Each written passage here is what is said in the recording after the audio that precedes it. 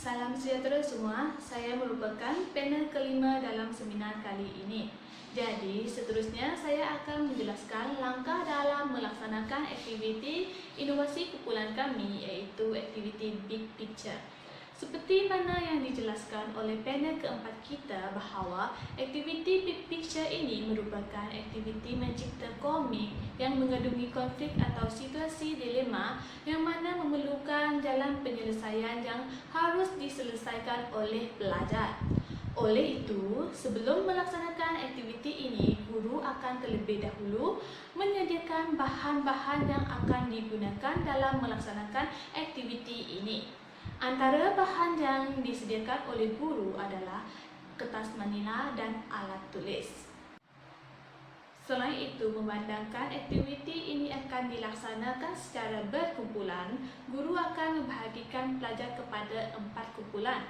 Bergantung kepada bilangan pelajar di mana setiap kumpulan akan terdiri daripada 4 hingga 5 orang ahli kumpulan. Dan apabila semua pelajar berada dalam kumpulan masing-masing, guru akan mengedar kertas manila yang berbeza warna kepada setiap kumpulan.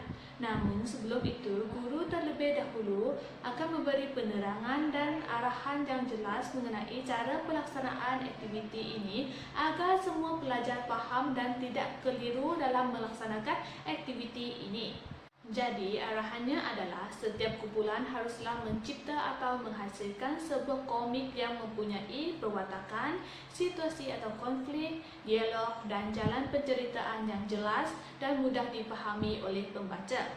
Dalam menghasilkan komik tersebut, pelajar juga perlu mereka satu isu dilema atau konflik yang berkaitan dengan topik pengajaran dan pembelajaran yang diajar oleh guru.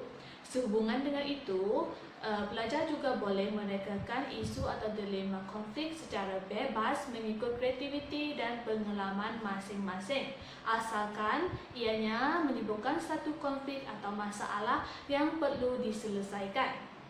Seterusnya, setelah semua pelajar memahami akan arahan yang diberikan oleh guru, guru akan meneruskan aktiviti ini dengan melaksanakan langkah pertama, di mana dalam langkah ini guru akan memperuntukkan masa selama 15 hingga 20 minit kepada setiap kumpulan untuk membincang dan mencipta sebuah komik yang memenuhi arahan yang diberikan oleh guru. Seterusnya, setelah masa yang diperuntukkan sudah tamat dan setiap kumpulan sudah selesai mencipta dan menukis komik dalam kertas manila, guru meminta setiap kumpulan untuk menukarkan kertas manila yang telah mereka lukis kepada kumpulan lain, di mana setiap kumpulan akan dapat kertas manila yang berbeza. Ini merupakan contoh komik yang akan dihasilkan oleh pelajar.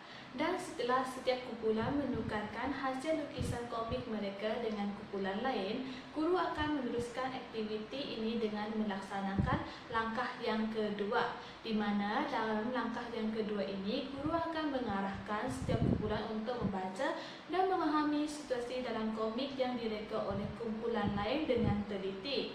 Dan apabila sudah memahami situasi dalam komik tersebut, setiap kumpulan diberikan masa selama 5 minit untuk membuat perbincangan dan mencari jalan penyelesaian konflik atau isu dilema yang dihadapi.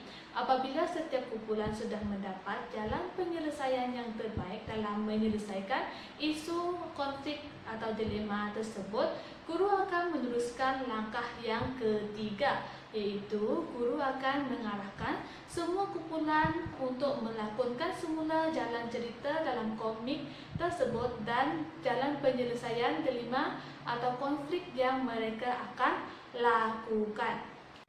Dalam langkah ini, guru peruntukkan masa selama 5 minit untuk setiap kumpulan dalam melakonkan semula situasi tersebut.